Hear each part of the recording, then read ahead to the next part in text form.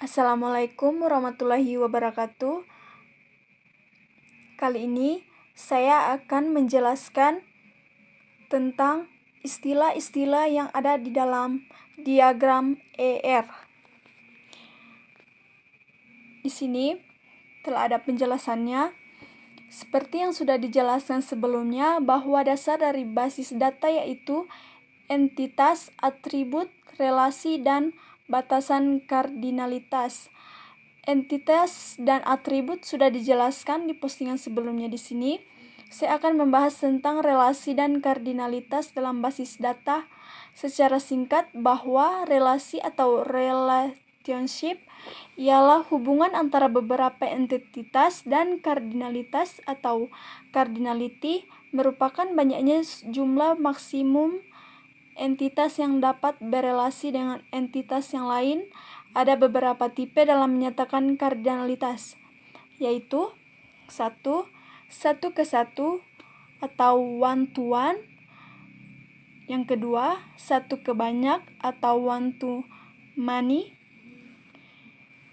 Yang ketiga, banyak ke satu, yaitu many to one.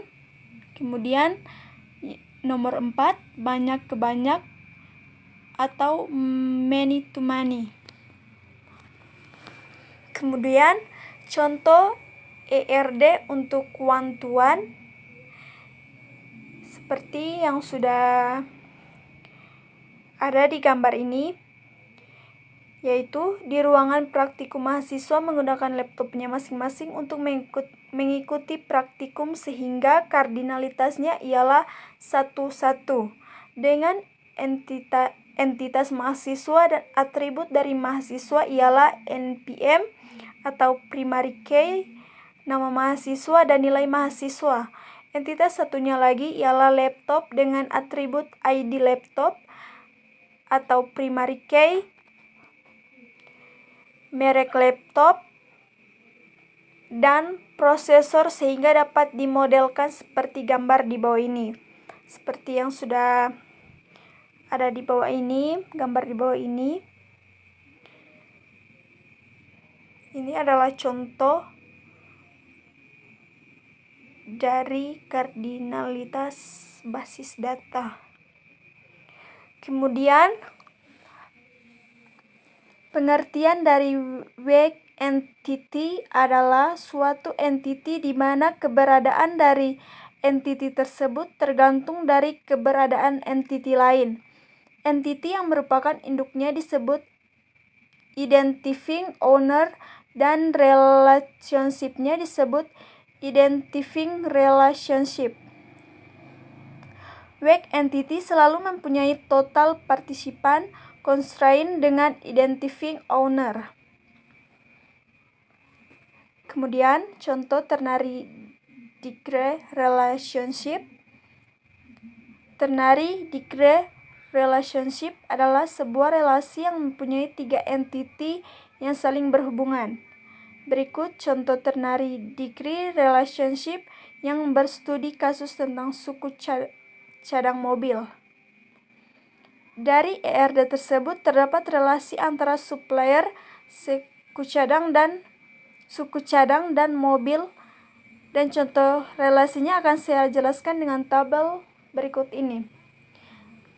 Seperti yang ada di gambar ini, inilah relasinya dari contoh suku cadang mobil. Kemudian dari tabel di atas kita dapat mengartikan bahwa banyak supplier bisa memiliki banyak suku cadang dan banyak jenis mobil.